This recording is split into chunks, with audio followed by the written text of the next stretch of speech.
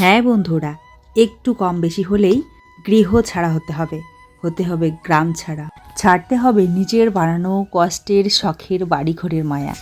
বাধ্য হব আমরা ছাড়তে। আমরা সবাই অসহায়। কার কাছে? বলছি সবটাই। সকাল সকাল সমস্ত কাজবাজ করে রান্নাবান্না করে খাওয়া দাওয়া করে মা ছেলেতে মিলে বেরিয়ে পড়েছি। আজকে স্কুলে ছিল ওর মিটিং, শুধু মিটিংটাই হবে, কোনো ক্লাস হবে না। মিটিংটা করে ছেড়ে দিত। তো আমি মিটিংয়ে যেতে পারলাম না। স্যারকে আমি রিকোয়েস্ট করলাম যে আজকে আমি যেতে পারবো না, নেক্সট কবে যেতে পারবো সেটা অবশ্যই জানিয়ে দেবেন প্লিজ। তো উনি বললেন যে অমুক ডেটে এসো। তো আমি বললাম ঠিক আছে। তো ওই জন্য আর ছেলেকেও পাঠাইনি, ক্লাস যেহেতু হবে না ওকে নিয়ে চলে আসলাম।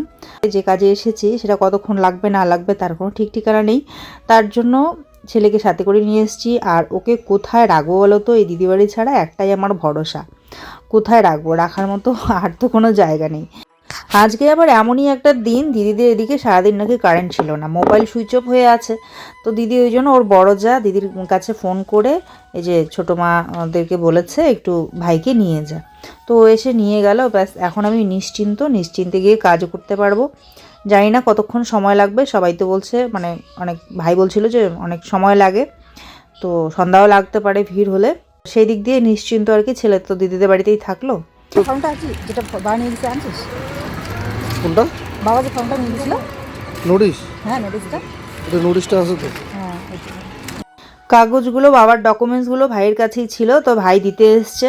তো এখন এগুলোকে নিয়ে আমি যাব সোজা এখানটা মোড়ের যে দোকান আছে জেরক্সের দোকানে চলে গেলাম। ওখানে গিয়ে জেরক্স করে নিয়ে সুন্দর করে সব গুছিয়ে নিয়ে চলে আসলাম। কাগজপত্র তো প্রচুর কাগজপত্র নিয়েছি, তাই দুটো কিন্তু কভার ফাইল নিয়েছি। যেগুলো অরিজিনাল সেগুলো একখানে থাকবে, জেরক্সগুলো আলাদা করে থাকবে। আর বাবার যে অরিজিনালগুলো সেগুলো একটা প্যাকেটের ভিতরে রেখে কভার ফাইলে রেখেছি, যাতে পরে খুঁজতে না হয়, মানে একখানে হয়ে অসুবিধা না হয়। চলো দেখা যাক কি হয়, কত দূর কী কী যে নিয়ে এসেছি ঠিকঠাক জানি না। মনে তো হচ্ছে যা যা নিয়েছি ঠিকঠাক নিয়েছি, দেখা যাক কী হয়, ওখানে গেলে বোঝা যাবে। সোনু দিদিবাড়িতে আছে মানে নিশ্চিন্ত আমি আর কি। আর এখানে নিয়ে আসলে হন্যে হয়ে থাকতে হতো এই গরমে।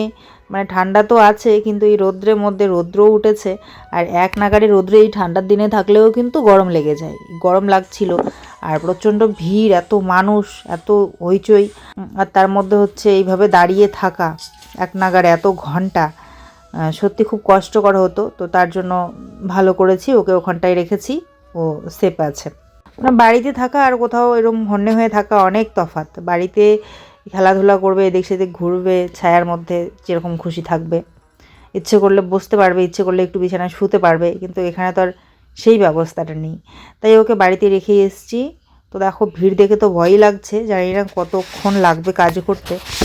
এত ভিড়, এত লাইন দাঁড়িয়েছে বিভিন্ন বুথের, আমি তো প্রথমে খুঁজেই পাচ্ছিলাম না, তারপরে খোঁজাখুঁজি করে ফাইনালি পেয়ে গেছি। আমাদের মানে গ্রামের দু একজন লোককে দেখতে পেয়ে বুঝতে পারলাম যে এটাই হবে আর কি আমাদের বুথের লাইন।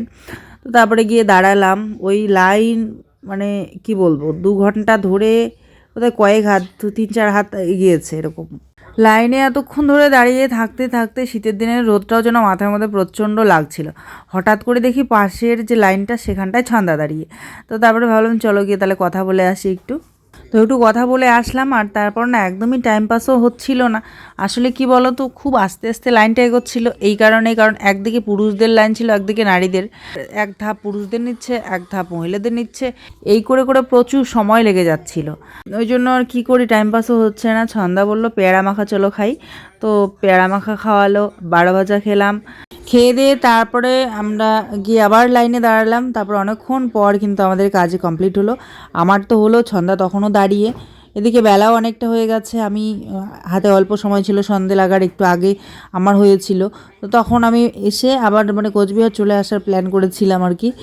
কিন্তু দেখতেই পাচ্ছ এই যে বাড়ি আসতে আসতে কিন্তু সন্ধেই লেগে গেল। তো তারপর খাওয়া দাওয়া করে টরে তারপরে আমিও বড্ড ক্লান্ত ছিলাম, আর দিদি ওরাও ছাড়ছিল না, বলছে থাক আজকে আর যেতে হবে না, কালকে যাস, করে পরে থেকেই গেলাম। চলো খাওয়া দাওয়াটা করে নিই। এখানে দিদি ডিম অমলেট করে দিল, এখানে হচ্ছে বিনস আলু ভাজা, ডাল পেঁপে দিয়ে, আর ছিল শাক। সেই সকালবেলা বেরিয়েছি, তারপরে সারাটা দিন এইভাবে কেটে গেল। আর খিদের পেটে না মানে সব কিছু অমৃত মনে হয়।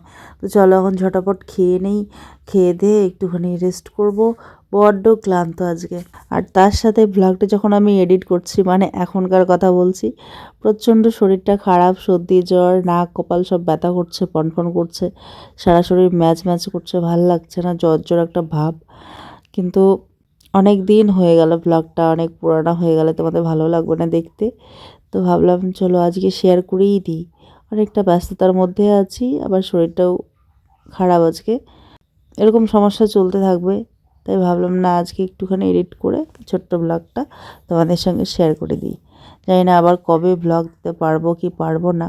আর হ্যাঁ, যেটা বলছিলাম যে বাড়িঘর ছেড়ে চলে যেতে লাগতে পারে, তো হ্যাঁ তোমরা জানোই সবাই যে এসআইআর এর ফর্ম ফিল আপ করেছিলাম, তারপরে আমার ভুল বেরিয়েছে বলতে বাবার ভোটার কার্ডের সঙ্গে কোনো কিছু সমস্যা আছে, হয়তো বাবার সঙ্গেই কিছু একটা সমস্যা আছে, কারণ বাবার সঙ্গে হচ্ছে আমাদের 3 ভাই বোনেরই ভুল বেরিয়েছে। তো আমার শরীরটা প্রচণ্ড খারাপ, মানে ভয়েস শুনে তোমরা হয়তো বুঝতে পারছো কতটা খারাপ। আর ভাল লাগছে না একদমই, সারা শরীর ব্যথা, কপাল টপাল এগুলো, এই জায়গাগুলো প্রচণ্ড ব্যথা করছে।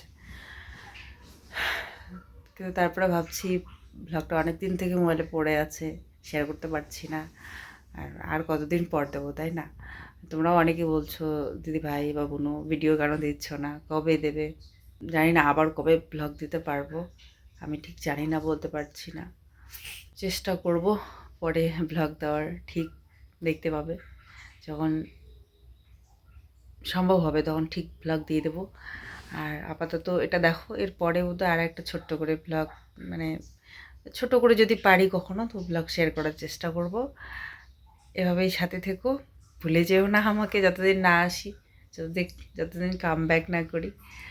খাওয়া দাওয়া আমাদের কমপ্লিট, রাত্রেবেলা বাড়িতে চলে এসেছিলাম, অনেক দিন হয়ে গেল, 1 সপ্তাহ বোধহয় হয়ে গেল। আর তারপর খাওয়া দাওয়া করে এখন সোনু শুয়ে পড়েছে, কালকে স্কুল আছে ওর।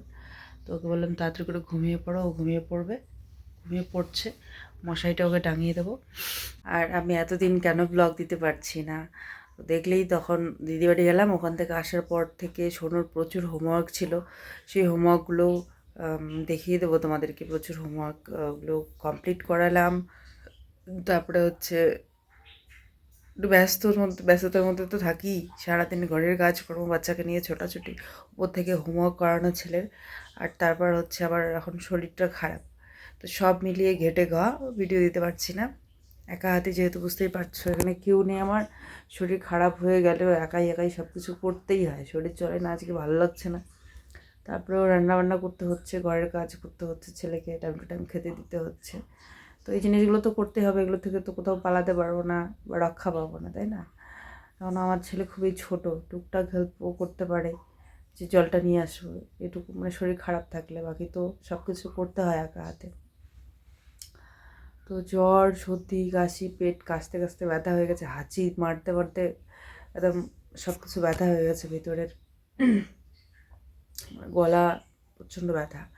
তো ওই যে চা বানালাম, লাল চা, দুবেলা চা খাচ্ছি, লাল চা করে ওই গোলমরিচ দিয়ে লাল চা করে খাচ্ছি, সাথে একটু পেঁয়াজ টেয়াজ বেশি করে দিয়ে মুড়ি মাখা টাকা করে সন্ধ্যাবেলা ওই খেলাম। তো যাই হোক, এরকম আর কি, শরীর খারাপ, বাকি সমস্ত সমস্যার জন্য ভিডিও ঠিকঠাক দিতে পারছি না, জানি না আবার কবে দিতে পারবো, তবে সম্ভব যখন হবে নিশ্চয়ই দেবো ভিডিও, ঠিক আছে? তোমরা কি ভেবেছো সবার আগে এসে সবার আগে ইউটিউব ছেড়ে দিয়েছি?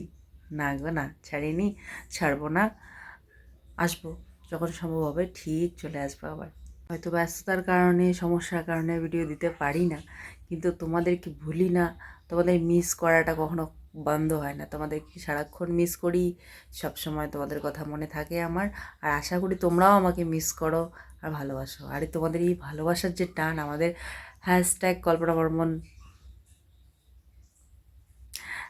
#কল্পনা বর্মন স্ট্রং ফ্যামিলি মেম্বার্স এত ভালোবাসা দেয়, এত সাপোর্ট করে, এতটা আমার ভালো যে আশীর্বাদ করে, তাদের কথা কখনো ভুলতে পারি বলো? কখনো ভুলতে পারবো না।